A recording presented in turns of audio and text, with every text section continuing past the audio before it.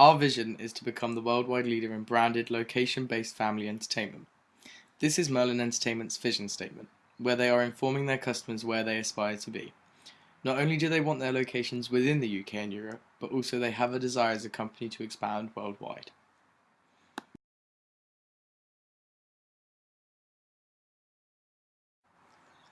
"110 attractions in 23 countries across 4 continents are what make Merlin Entertainment the largest and most noticed entertainment company.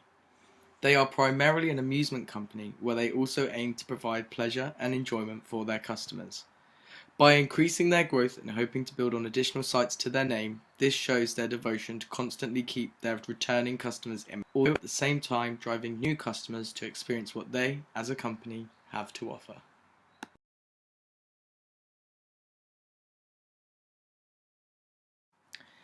Here is shown the annual turnover for Merlin Entertainments. Within the last 4 years, 2011 was the biggest turnover for the company, with a growth of 15.2%. However, 2014 was their lowest turnover, with just a rise of 4.9%. This lower number could have been due to risks and uncertainties that are related to Merlin Entertainments. For example, with regards to their animal welfare, the growth of attractions such as sea life would not bring in as much money if animals were lost due to death or disease. Therefore, they need to take certain precautions to ensure that this doesn't happen, which comes at a price that they have no choice other than to pay. This then results in less money being brought in, bringing down the turnover. There may also be competition for customers who have the option to spend their free time at locations within Merlin Entertainment. Therefore, as a company, they need to make certain that all their employees continue to improve their guest satisfaction and ensure that each and every location screams out to customers to visit in order to bring their annual turnover back up.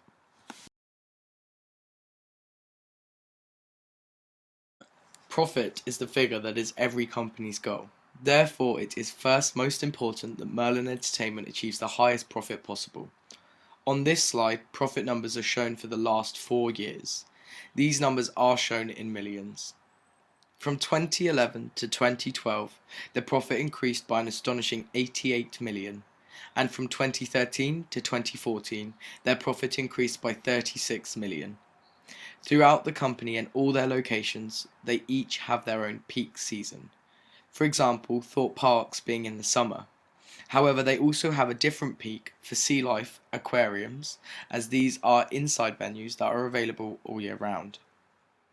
If there is a lack of liquidity or changes within the global credit market, this could result in Merlin Entertainment not reaching their targets financially, which could cause a disruption to their goal of growth.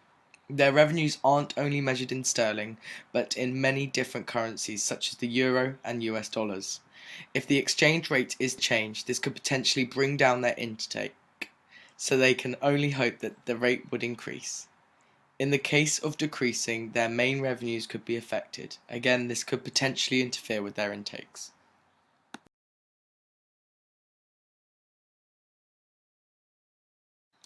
Merlin Entertainment's largest consumer target would be a group of friends and families. We've all been on a trip to a theme park with our friends, just as we've all been on a trip to the aquarium with our families. They have been extremely tactical when expanding their business, as they have something for everyone. They offer not only single annual passes but also a Merlin annual pass for families. This allows everyone within the family to visit any attraction for free throughout the year with a one-off cost. This is genius, as they are keeping their customers interested. Instead of paying a large sum of money to visit once a year, for just an additional price they can visit as much as they like. On the other hand, they operate further activities such as Fright Night at Thorpe Park.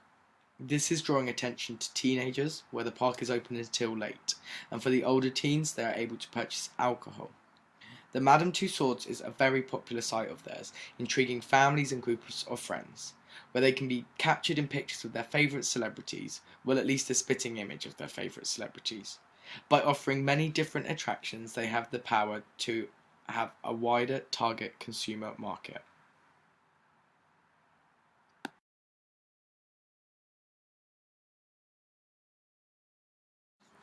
Hospitality is the provision of food and/or drink and/or accommodation in a service context, stated by HEFCE 1998, page 2. Merlin Entertainment resides within the hospitality sector due to a section of their company ethos being, "We are first and foremost an entertainment company. Our passion is putting smiles or screams on people's faces and giving our customers memorable experiences." This segment shows us they are dedicated to providing hospitable treatment for their visitors. You can find hospitality within businesses such as hotels, restaurants, transport, or even welfare and industrial environments. The hospitality sector makes up 2.9% of the global economy. Last year, the market price was at a value of 2.307 billion US dollars worldwide. However, within just the UK in 2014, the hospitality sector contributed to £57 billion to the economy. As figures have yet to be identified for last year, only estimates are reachable. It is estimated that the market will reach £90 billion by 2018. With such a growing number, the hospitality industry is beginning to provide the most jobs for UK residents. By improving customer confidence in most stores, demand for expansion is high. Therefore, this is encouraging even more coffee shops and restaurants to be built. The growth is also expected to be positive.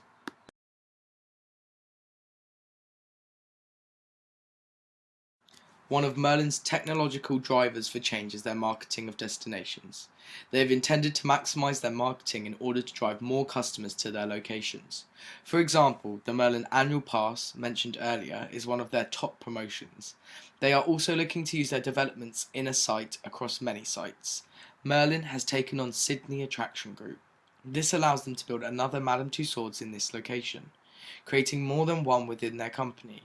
As the London Madame Tussauds was capturing money from their customers, so was their Sydney location. This was a great benefit, as not being able to reach the first London location was a problem for many. However, by building another, it enabled customers living a further distance to experience what it had to offer. This trend is within the microenvironment as it is within the industry. The total visitors from first available recorded was 41 million in 2010. Over 3 years, this has then increased with an 11.2% increase to 62.8 million. This increase is most beneficial to the company, as their customers are what they need to increase their profits and revenues. There are many social drivers which could have influenced this increase in numbers. Luckily, the population is made up with a large percent of young people, and as the company has remained within the youth market for a long time now, it has resulted in intriguing youths to experience their thrills or even their relaxing hotels. With the use of technology, it makes it simple and easier to understand what Merlin Entertainment locations have to offer. Tickets and trips can also be booked online or by telephone, which makes it more accessible. This trend comes under the macro environment, for the reason being that it is external to the industry. Although it is within which the industry operates, the social side of the business has a huge influence on the company.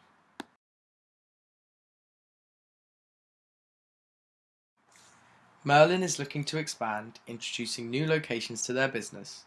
Their biggest plans are for 2016 and 2017, where they hope to build in Dubai and Japan. Legoland is one of their main brands. They are also hoping to build in Asia and North America. Not only will they be expanding their theme parks, but also have plans to build a hotel at one of their existing Legoland sites. Sea Life at Busan Aquarium was relaunched in 2014. Whilst adding more sea life to the aquarium, they also made it more for children using quizzes.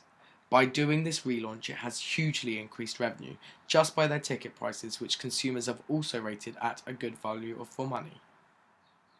By also adding more parks around the world, this will draw in more customers, increasing the amount of visitors annually, increasing profits.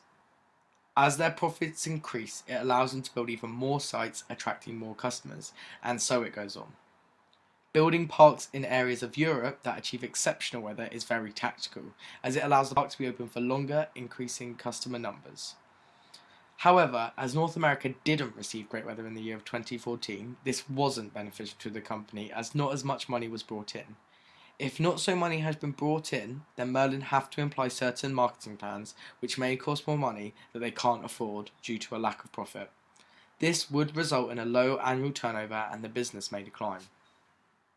Although at this point in time the company has a strong free cash generation, which has put them in a strong position to be able to open the new locations that they have plans for, this is within the macro environment, as the factors that contribute to the new locations exist at a global level. As Merlin is looking to expand, they need to plan with regards to aimed demand and meeting demands with supply.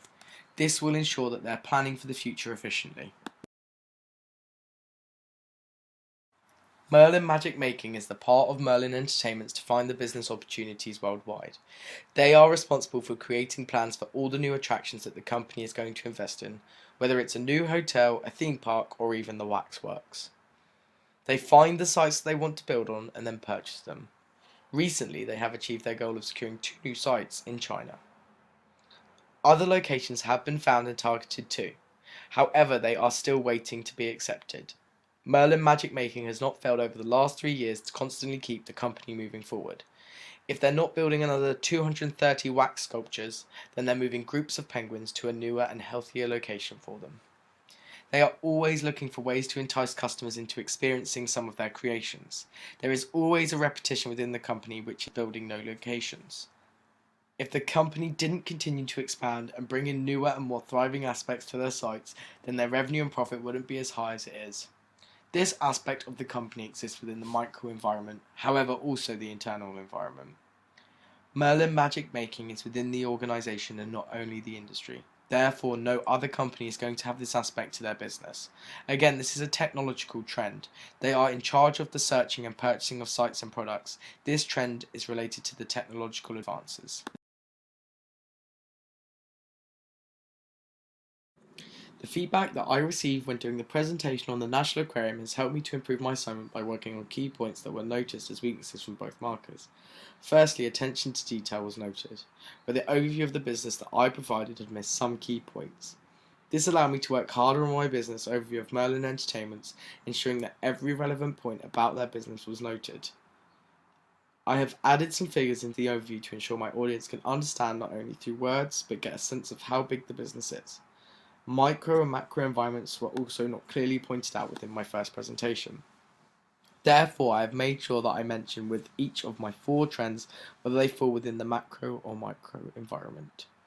By starting with an overview, referencing throughout and putting a full list of references at the end of my slideshow, it has enabled me to constantly keep using the same method whether I am carrying out written work or a presentation. After putting my presentation together and scripting the dialogue that will be used to create my vodcast, I have found strengths and weaknesses within my work. By creating a script for the voiceover of my presentation, it helps the dialogue flow more freely, but yet enables me to stay on message. Also, by keeping only keywords on my slides, it helps the reader to follow. However, a weakness what I have found is, although the script helps to keep the structure, it could become slightly tedious for the listener, as it is full of many facts and statistics.